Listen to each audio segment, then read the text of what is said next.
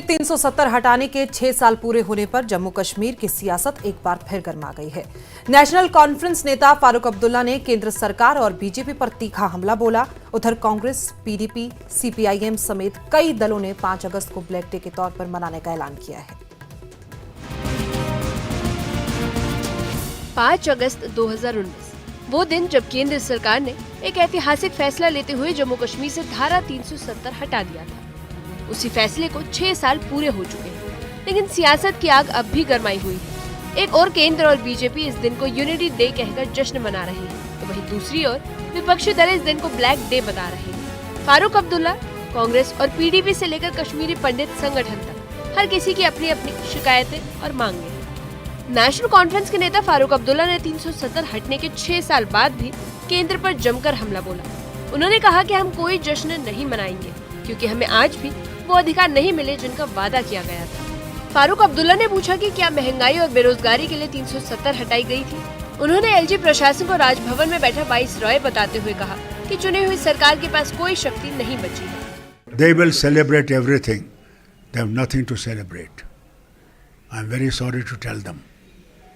What did they do in 6 years that made this state better, prosperous? Our boys and girls, educated, highly educated, unemployed. Prices rising to the sky. His viceroy is sitting here in Raj Bhavan. The viceroy holds the command. There is a government, but the viceroy is the man. Time has come when this has to change. It's a democratic country. Those viceroys have gone. I hope they realize this. Jammu Kashmir में एक बार फिर राज्य का दर्जा बहाल करने की मांग जोर पकड़ रही है। कांग्रेस, पीडीपी, एनसी और सीपीआई समेत कई दलों ने मिलकर प्रस्ताव पारित किया है कि 5 अगस्त को ब्लैक डे के तौर पर मनाया जाएगा। इन पार्टियों ने राज्य का दर्जा लौटाने तक आंदोलन तेज करने का ऐलान किया है। कांग्रेस के नेता रविंदर शर्मा ने कहा कि यह हमारे स्वाभिमान की लड़ाई है, जो अब रुकने वाली नहीं। ऑल पार्टी मीटिंग जो बुलाई थी, इसमें इसका एजेंडा क्या था और क्या आपने फैसला किया? देखिए, ऑल पार्टी यूनाइटेड मोर्चा, जिसमें कांग्रेस पार्टी भी शामिल है, सीपीएम है, सीपीआई है, आईडीपी है, लोकमंच है, अकाली दल मान है, अकाली दल अमृतसर है और मुख्तलिफ और हमारी संस्थाएं, देशभक्त यादगार कमेटी, सोशल संस्थाएं, पॉलिटिकल पार्टीज लाइक माइंडेड, इसमें नेशनल कॉन्फ्रेंस और दूसरी पार्टीज भी शामिल थी। हमने डेमोक्रेसी रेस्टोरेशन के लिए, स्टेट के लिए लड़ाई पहले भी लड़ी। कांग्रेस पार्टी अपने तौर पे हमारी रियासत, हमारे हक के तहत एक जंग लड़ रही है। पार्लियामेंट तक भी हम मार्च की। 5 अगस्त 2019 ब्लैक डे था, जिस दिन महाराजा हरि सिंह की वो डोगरा पहचान, रियासत, हमारी शनाख्त, हमारे अधिकार छीन लिए।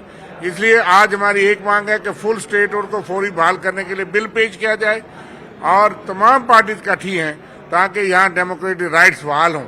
यहाँ ड्यूल कंट्रोल सिस्टम लोगों की समस्याओं के साथ खेल रहा है। एलजी के थ्रू, लेफ्टिनेंट गवर्नर के थ्रू भाजपा मैंडेट ना मिलने के बावजूद सरकार चलाना चाहती है, जो कि लोगों के डेमोक्रेटिक राइट पे जो है वो एक डाका है। कश्मीरी पंडित संगठन यानी पनून कश्मीर के चेयरमैन डॉक्टर अजय चरंगू ने कहा कि अनुच्छेद 370 को हटाए हुए 6 साल हो चुके हैं, लेकिन कश्मीरी पंडितों की समस्याएं आज भी जस की तस बनी हुई है। उन्होंने आरोप लगाया कि सरकार ने अब तक उनके पुनर्वास, सुरक्षा और सम्मानजनक वापसी को लेकर कोई ठोस कदम नहीं उठाया। पनून कश्मीर के चेयरमैन अजय चरंगू ने एक बार फिर अपनी पुरानी मांग को दोहराया कि कश्मीर घाटी में कश्मीरी पंडितों के लिए एक अलग केंद्र शासित प्रदेश का निर्माण किया जाए। उन्होंने सरकार से इस मुद्दे को गंभीरता से लेने की अपील की है।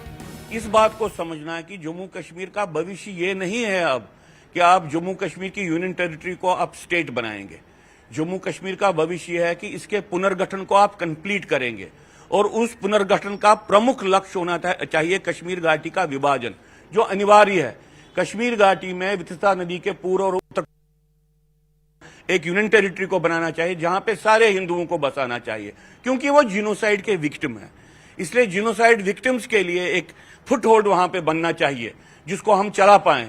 ये भारत सरकार को करना चाहिए। धारा 370 हटे हुए 6 साल पूरे हो चुके हैं, लेकिन जमीन पर बहस अब भी वही की वही है।